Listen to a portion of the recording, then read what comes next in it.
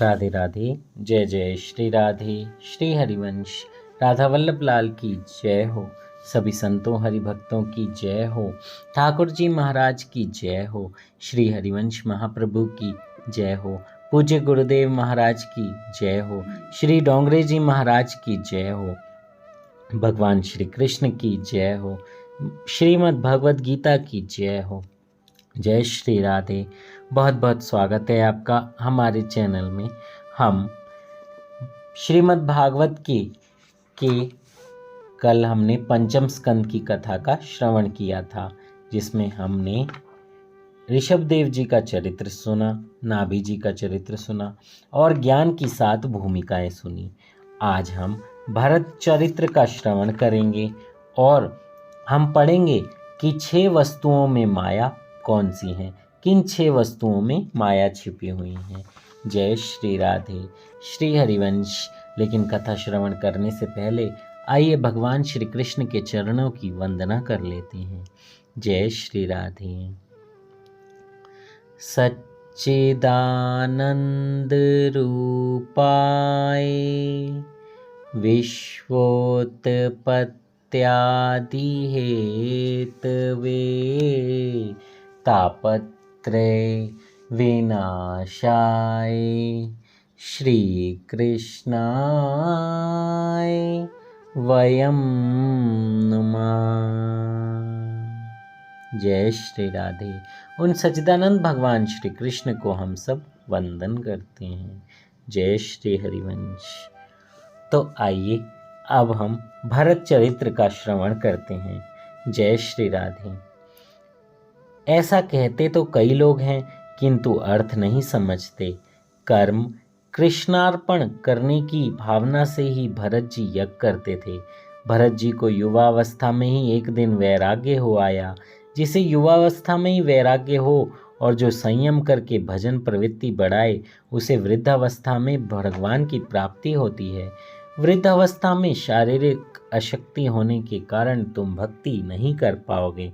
तपश्चर्या यौवन में ही की जा सकती है।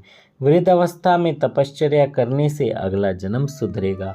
शरीर दुर्बल होने के बाद ब्रह्मचर्य का पालन करने का कोई अर्थ नहीं है। रामचंद्र जी युवावस्था में ही वन में गए थे। वनवास के समय उनकी आयु 27 वर्ष की थी और सीता जी 18 वर्ष की थी। रामचंद्र जी ने यौवन में ही रावण को मारा था। तुम भी अपनी युवावस्था में काम रूपी रावण का नाश करो। वृद्धावस्था में आने वाला वैराग्य नहीं होता। जवानी में ही वैराग्य की परीक्षा होती है। जिसके पास कुछ नहीं है वह त्याग करे, उसका कोई अर्थ नहीं। जवानी में सुख संपत्ति होने पर भी विषय सुख में मन नहीं रमे, वही सच्चा वैराग्य कहलाता है। भरत जी का मन घर में नहीं लगा। राज वैभव, सुख संपत्ति, स्त्री पुत्र आदि सभी कुछ हैं, परंतु आंखें बंद होने पर भी इनमें से कुछ भी नहीं रह जाता।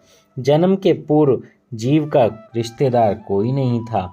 मृत्यु के पश्चात भी कोई भी रिश्तेदार नहीं रहेगा। आरंभ और परिणाम में कोई नहीं था, ना ही कोई आएगा। माया ही बीच में बस भरमाती रहती है। भरत जी सोच रहे हैं कि सांसारिक सुख का उपभोग तो मैंने कई वर्षों तक किया, अब विवेकपूर्ण उसका त्याग करूंगा। उन्होंने यौवन में ही बुद्धिपूर्वक त्याग किया। विषयों को अनिच्छा से बलात् छोड़ना पड़े तो दुख होता है। यदि विषयों को कुछ समझ बूझकर स्वैच्छिक त्याग करने से शांति की प्राप्ति होती है। यदि विषय हमें छोड़ जाएं तो अशांति होती है, किंतु यदि स्वयं हम उन्हें छोड़ दें तो शांति प्राप्त होती है। जय श्री राधे। अब बहुत सारे लोगों के साथ ऐसा होता है कि जब बड़े संत महात्मा यही कहते हैं कि देखिए मदिरा, मांस, इन सब का सेवन नहीं कीजिए, है ना, लेकिन हम नहीं कुछ लोग बिल्कुल नहीं छोड़ पाते, क्योंकि उन्हें छोड़ देंगे तो ऐसे छोड़ेंगे तो शांति नहीं होगी। लेकिन अगर कोई दृढ़ निश्चय मन में कर ले कि अब मैं ये सब सेवन नहीं करूँगा, मन को समझाए और धीरे धीरे छोड़े तो छूट जाता है। उसके बाद मन में एक शांति होती है, क्योंकि भजन जब हम करते हैं तो ये सब चीज़ें विक्षेप डालती हैं, परेशान करती हैं। तो इसलिए संत महात्मा गुरुजन सब कहते हैं कि ये सब चीज़ें हमें नहीं खानी चाहिए। वो हमारे भजन में विक्षेप डालती हैं, हमारे मस्तिष्क को खराब करती हैं, गुस्सा बहुत बढ़ाती हैं। इसलिए आप मन में दृढ़ निश्चय करके अगर इन्हें छोड़ेंगे तो फिर जब आप इन्हें स्वयं छोड़ेंगे तो आपको शांति प्राप्त होगी, क्योंकि वो आपका ही निर्णय है और आपने ही अपने मन से लिया है। इसलिए आपको शांति प्रदान करने के लिए भगवान आपसे ऐसा संकल्प जरूर करवाएंगे। एक ना एक बार आपके जीवन में ऐसा समय आएगा जब आप ये संकल्प लेंगे, बस उसके बाद आपको उस संकल्प को तोड़ना नहीं है। जय श्री राधे। हमारा अगला विषय है 6 वस्तुओं में माया। जय हो।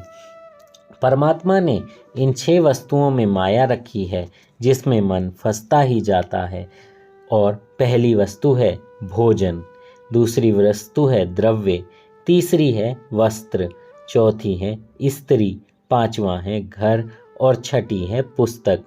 इनमें से प्रथम 4 प्रधान हैं और अन्य 2 गौण। इसमें स्त्री की निंदा नहीं है, काम सुख की निंदा है। ईश्वर की माया विचित्र है। भरत मुनि ने राज्य का त्याग किया, रानियों का त्याग किया, सर्वस्व का त्याग करके वन में गए। वन में एक मृगबाल से स्नेह हो गया और अपने मन में उसे स्थान दे बैठे।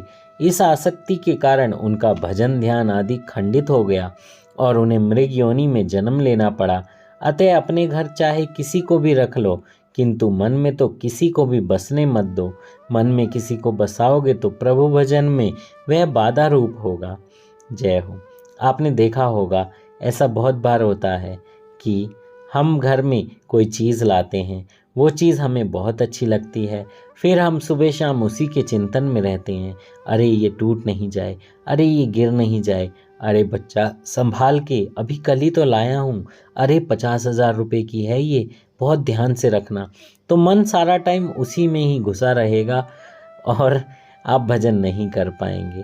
इसलिए मन को बाहर निकालिए, इसके अंदर मत डालिए। आप भगवान का भजन करिए, उसके अंदर मन डालिए।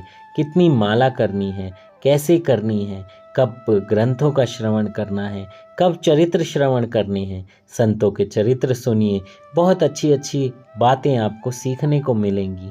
एक एक बात को धीरे धीरे आप अपने जीवन में उतारिए, नहीं तो आप ऐसे ही इस माया के चक्कर में फंसे रह जाएंगे। जगत में किसी भी पदार्थ से इतना तो स्नेह मत करो कि जिससे वह स्नेह तुम्हारी प्रभु भक्ति में बाधा बन जाए।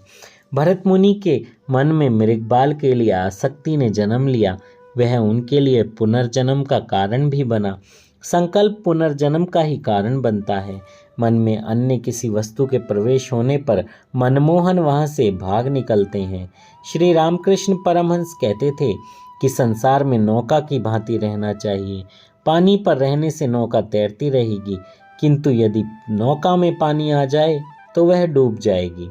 इसी प्रकार तुम संसार में तो रहो, किंतु उसे अपने में मत रहने दो, अर्थात निर्लेप भाव से संसार में रहो। शरीर नौका है, संसार समुद्र है, विषय जल है।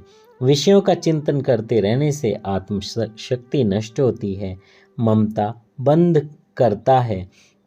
मन के मरने पर ही मुक्ति प्राप्त होती है। बंधन मन का होता है, आत्मा का नहीं।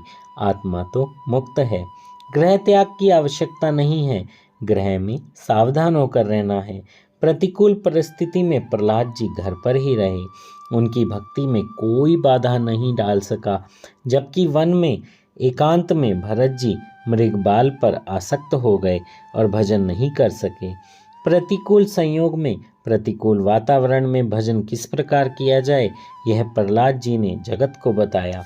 और अनुकूल वातावरण के होने पर भी मनुष्य सावधान न रह सके तो वह भजन नहीं कर सकता। ऐसा हम भरत जी के दृष्टांत से समझ सकते हैं।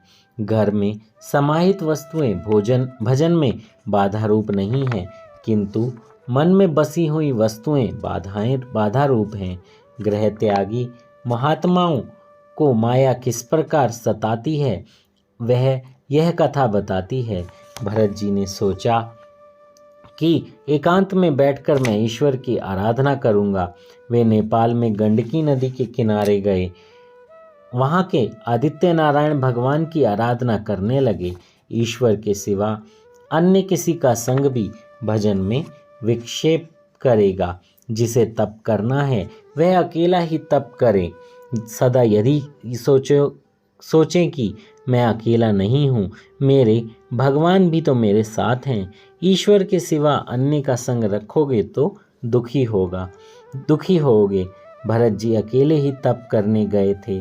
गंडकी का दूसरा नाम है शालिग्रामी। जय हो। जय श्री राधे। श्री हरिवंश। इससे आगे की कथा का श्रवण हम कल करेंगे और कल हम सुनेंगे सूर्य नारायण की महिमा।